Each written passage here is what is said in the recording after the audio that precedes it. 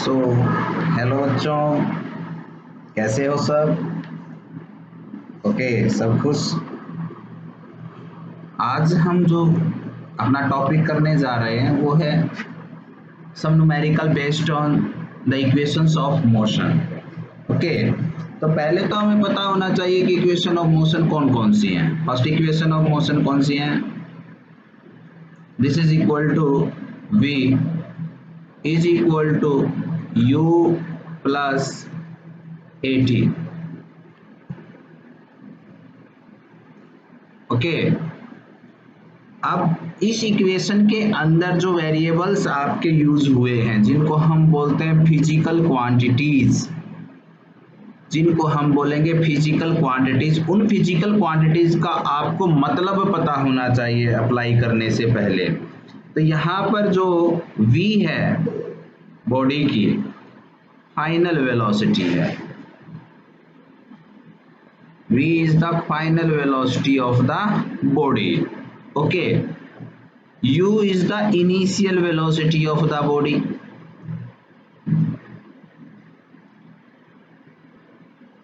A is the constant acceleration. Remember, constant acceleration.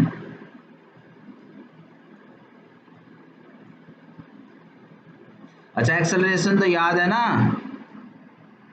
Acceleration change in velocity in a given time. Okay, this is the time.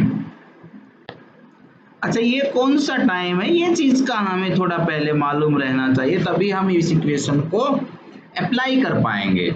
ये जो time आपका है, ये time है वो time जब बॉडी की वेलोसिटी जितनी देर में u से v हुई।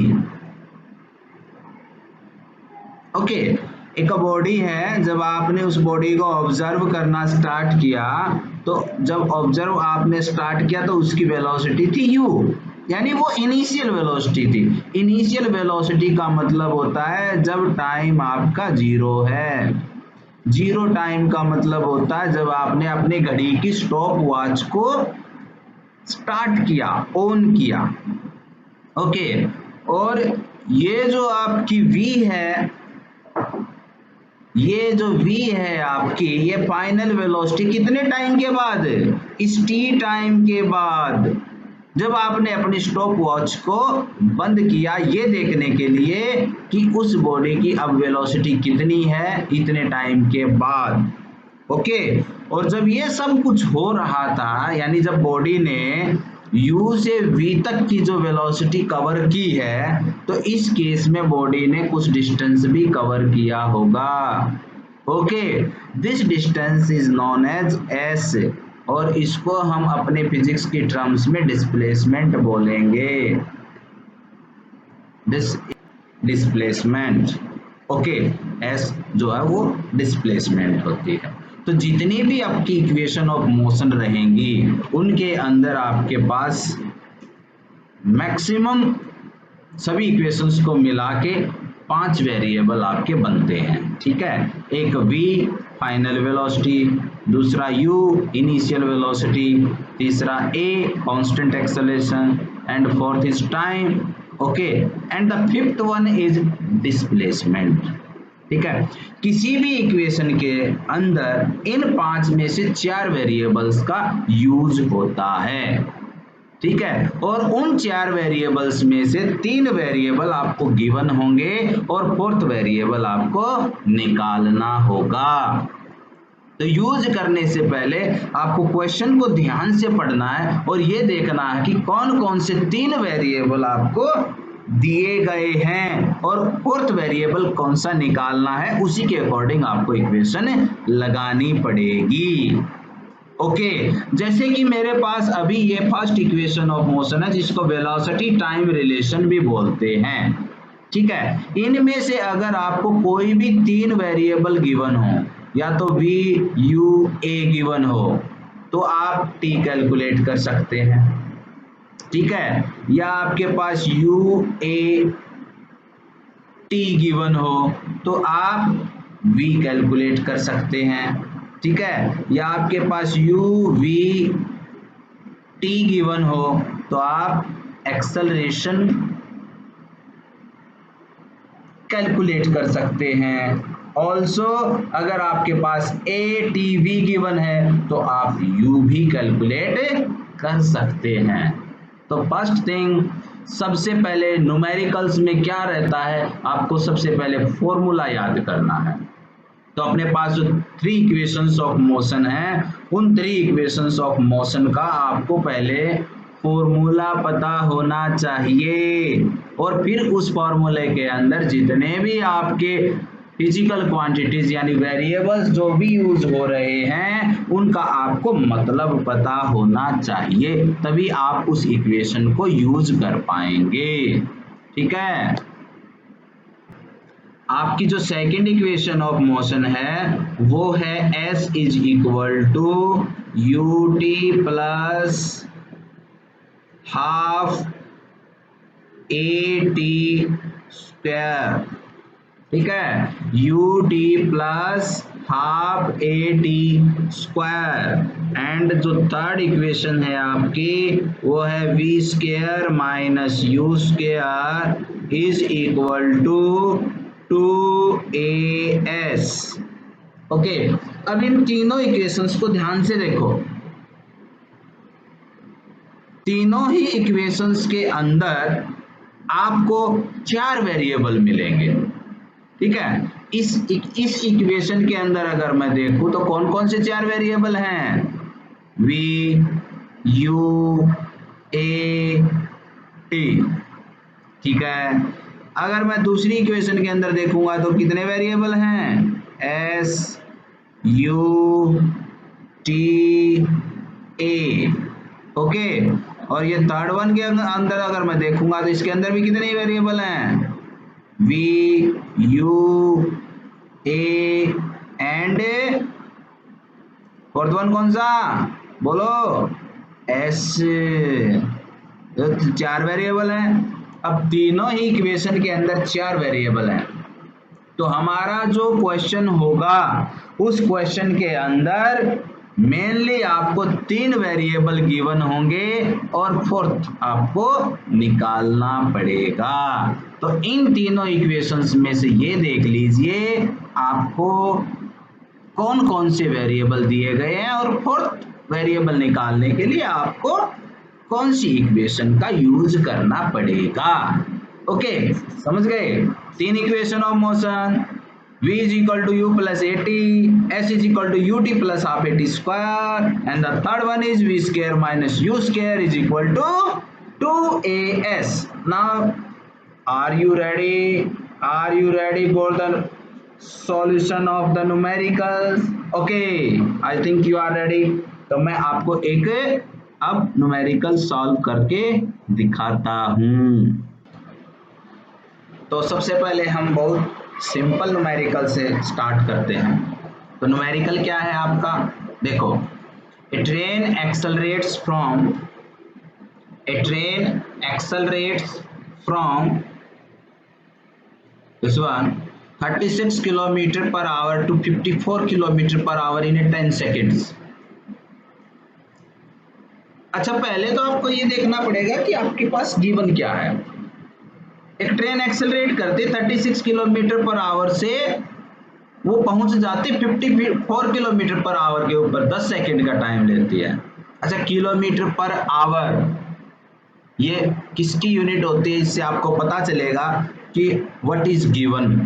ठीक है, अब जो आपकी स्पीड होती है या वेलोसिटीज होती हैं, अगर मैं वेलोसिटी की बात करूं तो वो होती है आपकी displacement by time, s by T, displacement bye time. ठीक है, और डिस्प्लेसमेंट को आप किस में मेजर करते हैं बताओ तो जरा।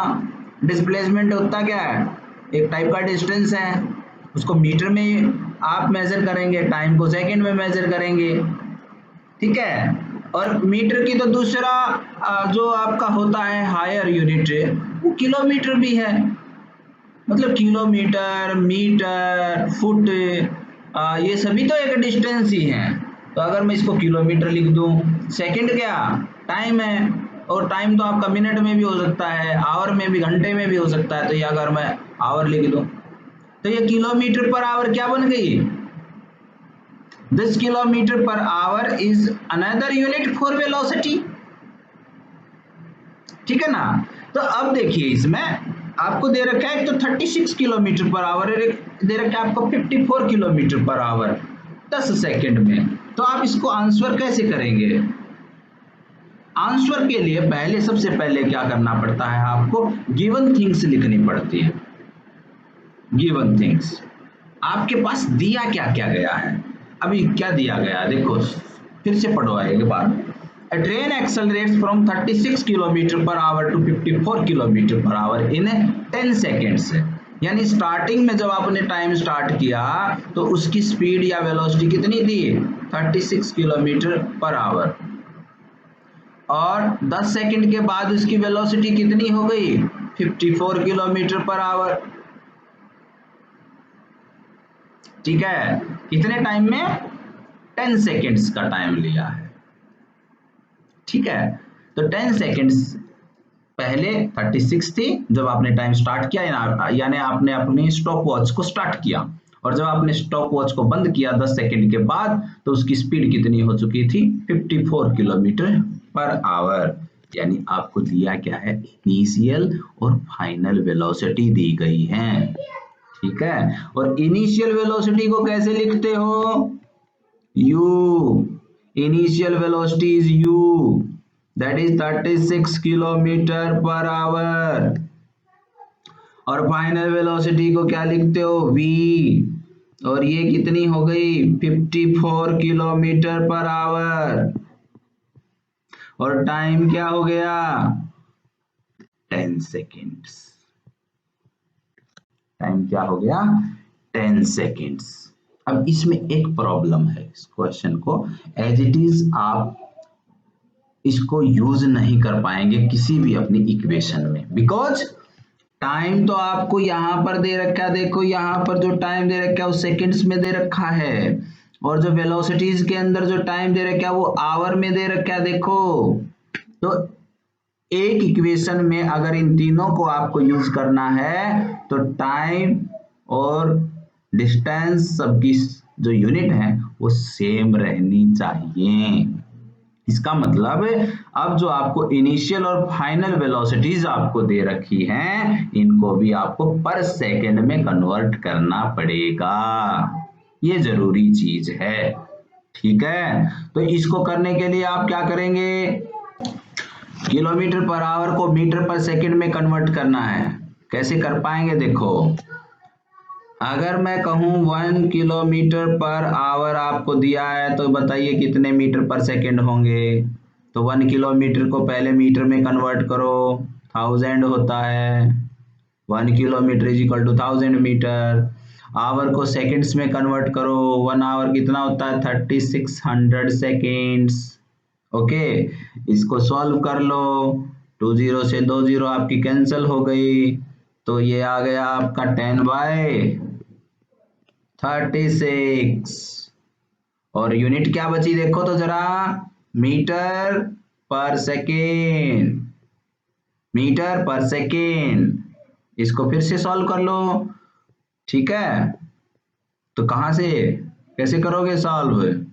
2 से डिवाइड कर दो तो 2 5 जा 10, 2 18 जा 36, तो 5/18 मीटर पर सेकेंड। ठीक है,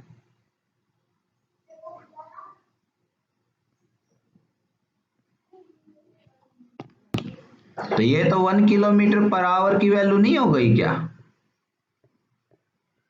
5/18 मीटर पर सेकेंड है ना? तो सिमिलरली अगर मुझे 36 किलोमीटर पर आवर की वैल्यू चाहिए तो 36 इंटू क्या कर दोगे? 5/18। ठीक है, इतने मीटर पर सेकेंड हो जाएगा। ये हो जाएगा कितना? 10 मीटर पर सेकेंड। ओके, और ये कितना हो जाएगा? ये हो गया 54 into 5/18. What is the value? 18,354. So this comes out 15 meter per second. तो अब आपकी फाइनल इनिशियल वेलोसिटी कितनी होगी मीटर पर सेकंड में? u is equal to 10 metre per second. v कितना हो गया? 15 मीटर पर सेकंड. टाइम कितना हो गया? 10 सेकंड. अब आप क्वेश्चन में आइए. क्वेश्चन में क्या करना है आपको? फाइंड करना है. क्या फाइंड करना है? Acceleration and the distance travelled by car. तो पहले फर्स्ट क्वेश्चन को करते हैं, एक्सेलरेशन फाइंड करते हैं. एक्सेलरेशन फाइंड करना है. ओके, आप तीन इक्वेशन ऑफ मोशन देखो तो कौन कौन सी हैं? v is equal to u plus a t, s is equal to u t plus half a t square, and the third one is v square minus u square is equal to 2as. अब हमारे पास तीन variable दे रखे हैं, one u, second v, third one t, और निकालना a. तो जिस इक्वेशन में ये चारों वेरिएबल हों उस इक्वेशन को आप यूज कर सकते हैं. ठीक है, तो फर्स्ट इक्वेशन को हम यूज कर सकते हैं. इसमें v भी है, u भी है, a भी है और t भी है. ठीक है, तो यहां से फर्स्ट इक्वेशन का यूज करके, using first equation, v is equal to u plus a t, then rearrange कर लो थोड़ा सा. AT को क्या निकाल दोगे इधर से? V minus you. ठीक है, और A को क्या लिख दोगे? V minus you divided by कितना? T. देखो तो सही, ये तो एक्सेलरेशन का फॉर्मूला नहीं है क्या? एक्सेलरेशन को हम ऐसे ही तो लिखते हैं ना, V minus u by t, change in velocity divided by time. Change in velocity divided by time. ठीक है, तो अभी क्या करना है? अब क्या करना है इसमें? v और u और t की वैल्यू पुट कर दीजिए. v की कितनी वैल्यू है? v की कितनी वैल्यू थी? देखो तो पीछे, v was 15 metre per second, u कितना आया था? 10 मीटर पर सेकेंड. टाइम कितना आया था? 10. ओके, अगर आपको याद नहीं रहे तो आप इसको साइड में पहले लिख सकते हैं. v कितना था? 15 मीटर पर सेकेंड. u कितना था? 10 मीटर पर सेकेंड. ओके, और टाइम आपको दे ही रखा 10 सेकेंड. कितनी वैल्यू आई बता पाएंगे क्या? सॉल्व करके बताइए तो कितनी वैल्यू आई? 15 माइनस 10, 5 बाय कितना? 10. 5/10 को क्या लिखोगे? 0.5 और 1/2, 0.5. यूनिट क्या होती है एक्सेलरेशन की? बताओ जल्दी जल्दी बताओ, नहीं तो मैं लिख रहा हूं. Okay, metre per second square. The unit of the accelerations are metre per second square. Okay, तो आपका आंसर क्या हो गया? ए. एक्सेलरेशन, एक्सेलरेशन की कितनी वैल्यू आ गई?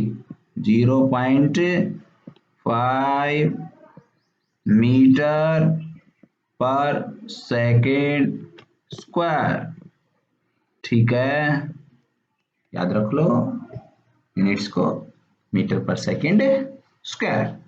ओके, अच्छा अब देखो सेकंड क्या पूछ रखा आपसे? सेकंड पूछ रखा the distance travelled by car. Distance travelled by car meaning आपको निकालना है s. ओके, तो s निकालना है आपको. s निकालने के लिए देखो कौन सी इक्वेशन में s है, तो आपका जो s है वो सेकंड इक्वेशन और थर्ड इक्वेशन दोनों में दिया गया है s. ये देखो s, इधर तो ये है s और इधर ये है s, तो इन दोनों में से कोई भी एक इक्वेशन आप यूज कर सकते हैं. ठीक है, तो मैं आपको यूज करके दिखाता हूं second equation of motion. S is equal to u t plus S is equal to u t plus half a t square. इसमें वैल्यूज रख दीजिए बस। क्या क्या वैल्यू हैं? यू की कितनी वैल्यू है? 10। टी की वैल्यू कितनी दे रखी है? 10। ओके, प्लस हाफ ए की कितनी वैल्यू दे रखी है? 0.5, या इसको भी हाफ लिख सकते हैं हम, 0.5 को हाफ लिख सकते हैं आप।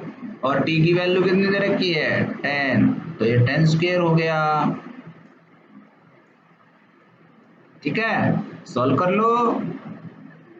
10 10 100 प्लस 100, 10 स्क्वायर 100, 100 बाय कितना? 4, to multiply by 2, 4. ओके, तो वैल्यू इज 100 प्लस 100 बाय 4 कितना आएगा? बताओ जल्दी। Okay, very good, this is 25। और आपका आंसर हो गया 125। यूनिट क्या रहेगी? मीटर। यूनिट क्या रहेगी? मीटर। ओके, तो आपका डिस्टेंस कितना आ गया? S 125 और मीटर। ओके, समझ में आया? समझ में आया क्या सभी को? तो क्या करना है आपको? सबसे पहले ये पता लगाना है आपको गिवन क्या है। गिवन थिंग्स को साइड में लिख लीजिए और उसके बाद इक्वेशन ऑफ मोशन कौन सी लगेगी देख लीजिए। ठीक है, और न्यूमेरिकल सॉल्व करने से पहले ये देख लीजिए कि सभी की एक जैसी यूनिट्स हैं कि नहीं है, सभी एसआई यूनिट्स में रहने चाहिए या सभी सीजीएस यूनिट में रहने चाहिए। एसआई मतलब लेंथ मीटर में रहना चाहिए, टाइम सेकंड में रहना चाहिए, मास केजी में रहना चाहिए। ठीक है, तो इस तरह से आप देख लीजिए। तो सभी को, मुझे लगता है कि सभी को ये चीज़ समझ आ गई होगी। जिसको समझ नहीं आई हो वो मुझे मैसेज करके पूछ सकता है। ओके, दूसरा क्वेश्चन देखिए। A ball is dropped from a cliff, falls with a constant acceleration of 10 meter per second square. Find its velocity 5 seconds after it was dropped.